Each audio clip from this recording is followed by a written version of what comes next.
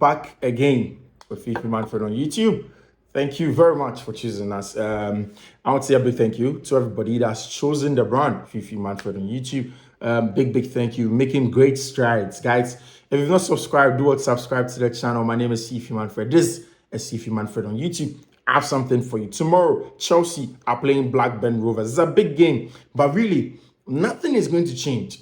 Nothing is going to change if Chelsea doesn't make specific changes in the squad with respect to Mauricio Pochettino and tactical tweaks. It's so important because, they are not so different from Brentford. They aren't so different from West Ham United. They are not also different from all the teams that Chelsea have suffered to play against. So it is another banana skin game, and Chelsea has to get the job done. This time, it's two things. The positive part is that it has forced Chelsea a chance for a resurgence back into the season, or it is another banana skin game that can sink Chelsea deep. That is why we are here. My name again is Fiifi-Manfred.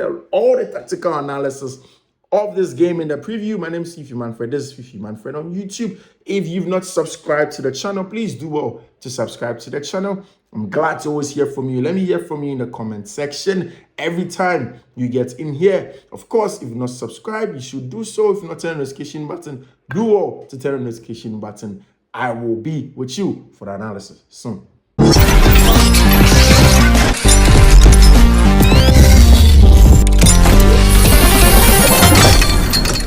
So you see, Mauricio Pochettino's team have another tax, and it's in the Carabao Cup.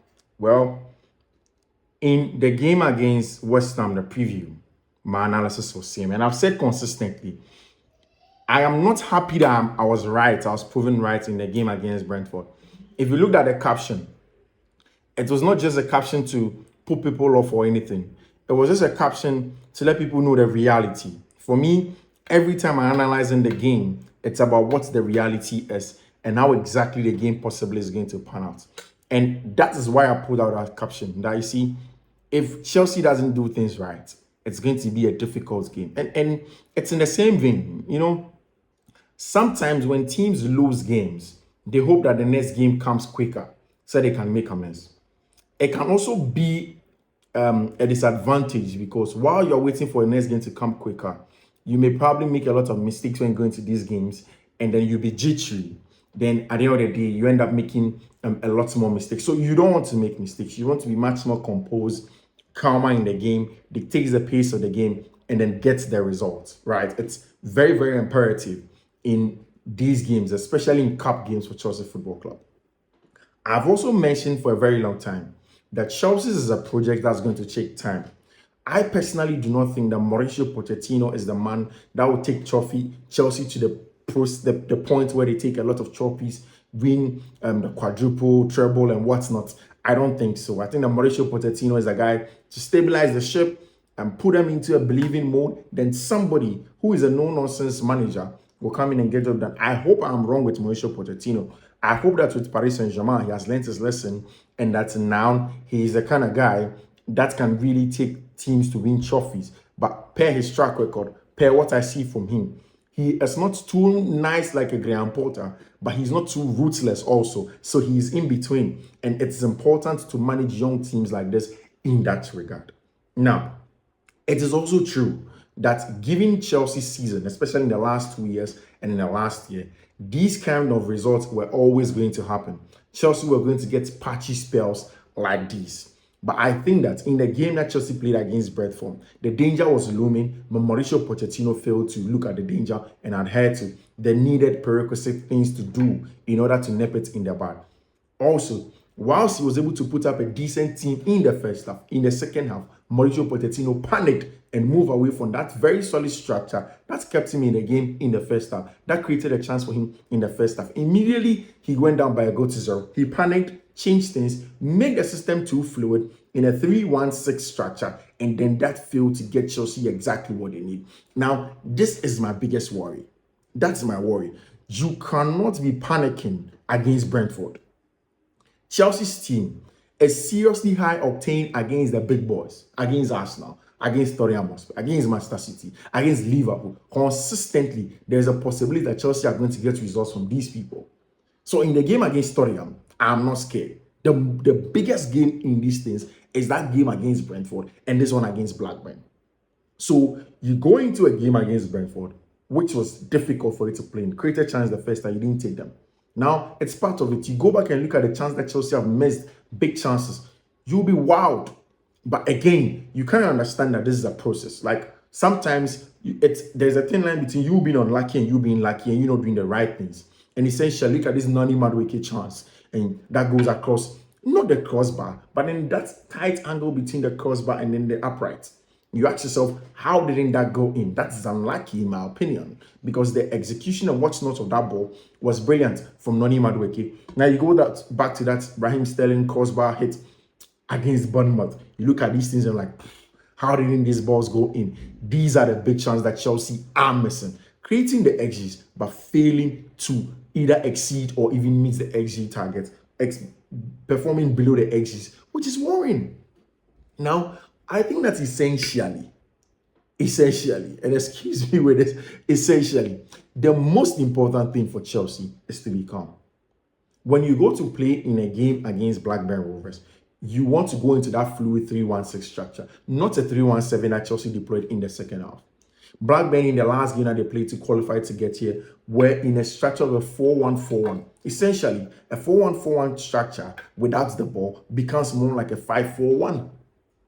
Where if they are disciplined enough like they did in their previous goal, they are consistently going to shuffle between the left and the right to close down the spaces in there. When you go out, right, they double up on you on your wingers.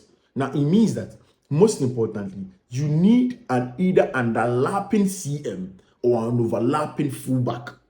So you watch that Bernardo Silva performance against Manchester United, where consistently his job as a CM was to come from fullback positions, but essentially to overlap and underlap. Every time, overlap, underlap, overlap, underlap, overlap. Once Grealish gets the ball, depending on where Grealish is showing him, sometimes he shows him in, sometimes he shows Diogo Dalot out. Maybe shows him out, he underlaps. Maybe shows him in, he overlaps. Bernardo Silva, I mean. And it's important. So that's what we should have done. If you play 3 players at the back, as in 3 center backs to deal with a wide threat, then you play extra CMs. So in a game like that, I would have loved to have a Chukwuemeka and then an Enzo Fernandez with a Cole Palmer and then a striker in there. Now, Palmer, Enzo Fernandez, Chukwuemeka. These are wonderful CMs in terms of the progressive phase of the game. And consistently, they're either going to make these runs in between the lines, in between the half spaces, either to overlap or underlap. Most of the times, essentially, to underlap and get into the 18-yard box, then a cutback comes in, or they pick up somebody from the far post. It is important in breaking down low blocks. It is 101 in breaking down low blocks. Also, the progression of the ball has to be as quick as possible. Chelsea's injury record is still out there. Romeo Lavia is injured. Armando Broja is injured. Kani Chukwuemeka is still in there. Mihailo Mudryk is still in there. A host of them. So it means that this time, yes, possibly Enzo's name is not in there. It means that he's going to have a part to play in the game against Blackburn Rovers tomorrow. And it is important that he has a part to play. Because in that game where Chelsea played against Brentford, he was hugely missed, especially on the right-hand side, where Noni Madueke had little to no help. On the left-hand side, I think. On the right-hand side, Axel Disasi is not a fullback. He cannot consistently leave the ball to go and overlap, and Cole Palmer was worried that why can't we play forward? Why can't we play forward? We need to be able to play forward. But of course, the team wasn't able to play forward. And these are part of the games that are worrying. So do not expect different results. Each of us are not going to be fluid in that rigid structure in the 3-1-6. It's a little bit flawed. It will take some time. Changes are going to come. But Chelsea essentially need to take their chances. And they started with Mauricio Pochettino sticking by that lineup, bringing in Reece James in this game. Let him do the damage from the right-hand side. It's important. Use Blackburn Rovers. Gain confidence. Go into the game against Tottenham Hotspur on Monday. Be aggressive on them. And I was so excited with the counter press and the press in the first half, in the game against Brentford. But it just vanished into thin air in the second half. Now, you don't want these things in your game. You don't want to be performing well in the first half and then in the second half becomes inconsistent. That's the thing. You see, I even think that people should be a little bit calm with Nicholas Jackson, because it was always going to take time with him. I've seen people say that those that scouted Nicholas Jackson are fussy. There's nothing fussy about his scout. There's nothing fussy about his scouting and scouting a player of his caliber. He's a wonderful outlet. Against big teams, is brilliant. But look at the game Chelsea played against Fulham, where you play someone like Amando Buja. He gives you a different perspective in terms of being somebody that occupies the two center backs. So it's about profile and the kind of game that it fits. Which profile fits which game. And that's why I think that if Mauricio Pochettino wanted to go in that 3-back that he went with, the Sassi, Thiago Silva, and Levi, then he should have played an extra CM to underlap a lot of the times. He did not. And he also did not have a fullback. How do you not play an extra CM and you don't play a recognizable attacking fullback? Marco Correa essentially is not that kind of guy, because Raheem Sterling was holding the weight on the other side. And I look at this, I'm like, Mauricio Pochettino messed it up. In the first half, defensive was enough to manage the Brentford side. Once he made that mistake and we conceded from the far post, now everybody shoulder begin to drop. I thought it was going to be like the game against Burnley, where Chelsea goes down by a goal to 0, and then they come back and then they perform brilliantly. So nothing really is going to change the game against in a game in a Carabao Cup, unless these changes are made. It's important. It is very, very important. Or else we'll finish that game and we'll come back and say, we said it. So yeah, it's just my preview to Chelsea's game in the Carabao Cup here on Fiifi-Manfred. My name is Fiifi-Manfred. I'm grateful to have you. I have a surprise for you in the next video. Stick and stay. Bye.